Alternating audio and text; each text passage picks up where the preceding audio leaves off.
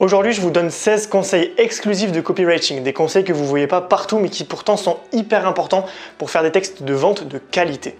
Et avant de commencer, je me présente, je m'appelle Johan, je suis un ancien cadre dans le domaine du web marketing et aujourd'hui, j'ai quitté ma vie de métro boulot dodo, le salariat un petit peu déshumanisant pour m'émanciper et finalement gagner en liberté financière, géographique et temporelle. Donc si toi aussi tu es un cadre en CDI, si tu veux sortir du salariat du métro boulot dodo, alors tu es tombé sur la bonne chaîne, je t'invite à t'abonner si ce n'est pas déjà fait et à rejoindre les emails privés. Plusieurs fois par semaine, je vous donne mes meilleurs conseils pour vous émanciper et gagner en liberté financière. C'est parti. Numéro 1, écris avec ta gomme.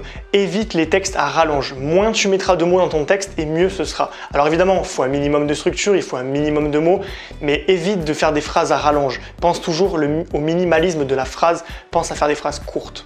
Imagine que tu gagnes 100 € à chaque fois que tu supprimes un mot, tu verras, tu vas être motivé. Numéro 2, tout le monde se fiche de ce que tu sais faire. Tout le monde veut savoir ce que tu peux faire pour eux. Parlez moins de vous et parlez plus de ce que vous pouvez apporter à votre cible. C'est super important, c'est le principal en fait. Numéro 3, évitez la voix passive et préférez la voix active. La voix passive est indirecte et gênante et elle fait un petit peu penser aux entreprises très institutionnelles, très formelles. Utilisez des pronoms personnels bien plus humains comme je par exemple. Numéro 4, évitez les mots clichés de la landing page. On a tous vu des séquences de mails avec des mots super compliqués, très promotionnels de type exceptionnel, promotion, réduction, immédiatement. Évitez ces mots à tout prix et prenez des mots différents. Plus vous allez vous différencier, plus vous allez être originaux et plus vous allez fédérer les gens. Les vraies personnes n'utilisent pas les mots les plus clichés qu'on peut voir au quotidien. Numéro 5, écrivez comme vous parlez. La plupart des gens qui vont écrire vont avoir une déformation professionnelle, ils vont se rappeler de leur cours à l'école et ils vont écrire sous un ton soutenu ou un ton courant. Inversez la vapeur et choisissez plutôt d'être familier avec votre audience pour créer du lien avec eux, de la confiance. Quand vous écrivez un mail, imaginez que vous parlez à un ami et là vous verrez que vous serez beaucoup plus personnel. Numéro 6, n'exagérez pas. Faites des promesses abordables que vous pouvez tenir. L'honnêteté est une qualité sous-évaluée qui est très appréciée. Numéro 7, pensez call to value plutôt que call to action. Au lieu de dire inscrivez-vous sur vos boutons, choisissez plutôt des mots comme créez votre site. Numéro 8, ne tuez pas votre personnalité.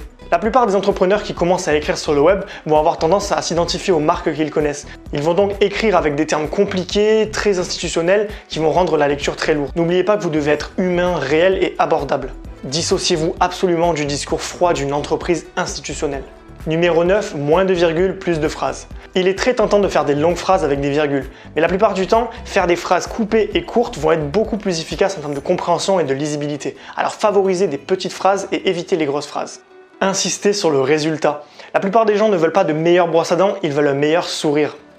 Numéro 11, et ça c'est un défaut que j'ai beaucoup, évitez les adverbes. Ils sont lourds et vagues. Ils apportent peu de valeur et font perdre en lisibilité. Numéro 12, créez une trame. La tentation de faire des paragraphes qui ne se connectent pas entre eux est forte. Pourtant, si vous respectez une trame très précise où chaque paragraphe amène le suivant, alors là vous avez tout gagné. Vos lecteurs décrocheront s'ils perdent le fil. Numéro 13, soyez spécifique. Chiffrez vos promesses, apportez des preuves, screen à l'appui.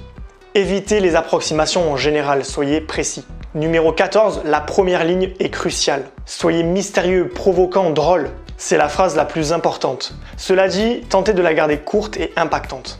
Numéro 15, vous jouez contre la montre. À partir du début de la lecture, vous avez seulement 30 secondes pour convaincre votre prospect de rester et d'acheter votre produit. Mettez tout de suite en avant le bénéfice et tentez de le résumer en 6 mots.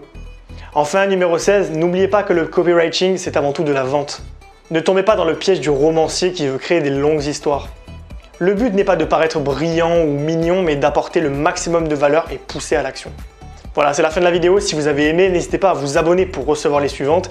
Et je vous invite encore une fois à vous inscrire aux emails privés si vous êtes un cadre désabusé du salariat, pour recevoir mes meilleurs conseils plusieurs fois par semaine et gagner en liberté pour vous libérer du salariat.